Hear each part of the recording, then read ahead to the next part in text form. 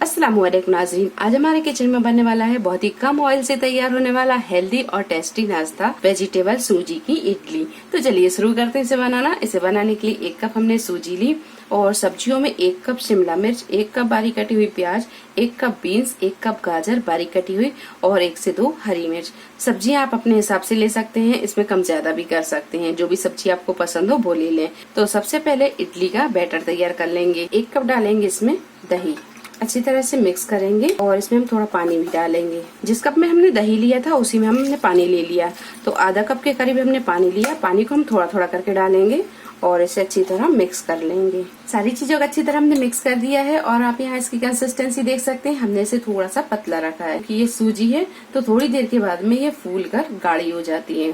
सब्जियों को फ्राई करने के लिए पैन में हमने 1 टीस्पून तेल को गर्म कर लिया है। इसमें हम डालेंगे थोड़ी सी चने की दाल 1 टीस्पून के करीब और 1 टीस्पून के करीब डालेंगे उड़द की दाल, 1 टीस्पून राई, 1 टीस्पून जीरा। सारी चीजों को थोड़ा सा हम भून लेंगे। अब इसमें हम डालेंगे थोड़ा सा करी पत्ता और इसमें डाल देंगे हम सब्जी। गैस को यहाँ फुल पर रखेंगे और 2 से 3 मिनट सब्जियों को हम पका लेंगे। सब्जी हम यहाँ ज्यादा नहीं पकाएंगे, सब्जियों को हल्का सा क्रंची रहने देंगे। तो गैस की फ्लेम को हम फुल पर रखेंगे और फुल फ्लेम पर ही सब्जी को पकाएंगे। 2 से 3 मिनट सब्जियों को हमने पका लिया है और आप यहाँ देख सकते हैं कि सब्जी थोड़ी सी क्रंची है। ये देखिए, अब हम गैस को बंद करेंगे और इसे कर लेंगे थोड़ा सा ठंडा। तो ये बैटर अच्छी तरह फूल गया है। ये देखिए, ये थोड़ा सा गाढ़ा हो गया है। हमने इसे पहले ही पतला रखा था, फूलने के बाद में ये थोड़ा सा गाढ़ा हो गया है। अगर आपका बैटर ज्यादा गाढ़ा हो जाता है तो फिर आप इसमें थोड़ा सा पानी मिलाकर उसकी कंसिस्टेंसी इस तरह की कर लें। ये देखिए, इस तरह की। अब इसमें हम डालेंगे ये सब्जी जो फ्राई की थी, अच्छे से करेंगे इसे मिक्स। अच्छी तरह मिक्स करने के बाद में अब इसमें हम डालेंगे इनो। इसमें डालेंगे 1/2 टीस्पून इनो। थोड़ा सा डालेंगे हम इसमें पानी। सारी चीजें अच्छी तरह मिक्स हो गई हैं। अब बनाएंगे हम इसकी इडली।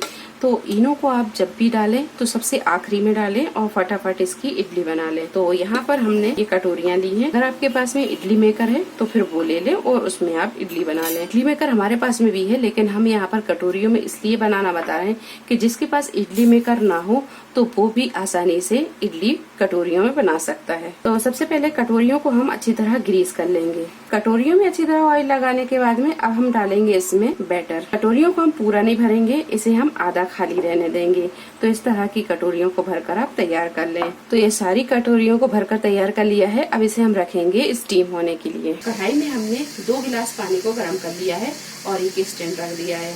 अगर आपके पास में इस तरह की कढ़ाई ना हो तो फिर आप एक भगोना ले लें और उसमें पानी को गर्म कर लें। अब इसके ऊपर रखेंगे हम ये थाली और इसके ऊपर रख देंगे ये कटोरी। अब इसे हम ढाँप देंगे और गैस को मीडियम टू हाई पर रखेंगे और 10 से 12 मिनट इसे स्टीम होने देंगे।